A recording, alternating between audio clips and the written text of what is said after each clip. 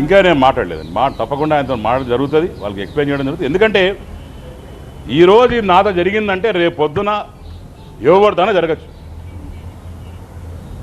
ఈరోజు ఒక ఎమ్మెల్యేగా, సిట్టింగ్ ఎమ్మెల్యేగా నా మీదే ఇలాంటి కాన్స్పిరసీ జరుగుతుందంటే రేపు పొద్దున ఎవడికి దిక్కులే, కామన్ మ్యాన్కి అయితే అసలు దిక్కులే.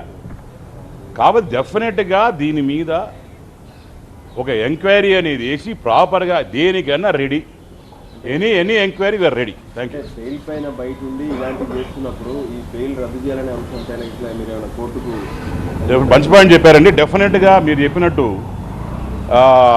బెయిల్ పైన ఉన్నప్పుడు ఈ రకంగా మాట్లాడినప్పుడు డెఫినెట్గా ఎవరు మాట్లాడకూడదు, వీడియోలు పెట్టకూడదు, దీనికి వీడియో రిలీజ్ చేయకూడదు. నిజంగానే ఇట్లాంటి ఏమైనా ఉంటే అప్పుడే ఎవరైతే చెన్నైలో ఉన్నప్పుడు ఎస్పీ గారికి కావచ్చు, వాళ్ళకి సంబంధించిన లాయర్లు కావచ్చు, వాళ్ళకి సంబంధించిన ఇష్యూ కావచ్చు, వాళ్ళకి హ్యాండ్ ఓవర్ చేయాలి.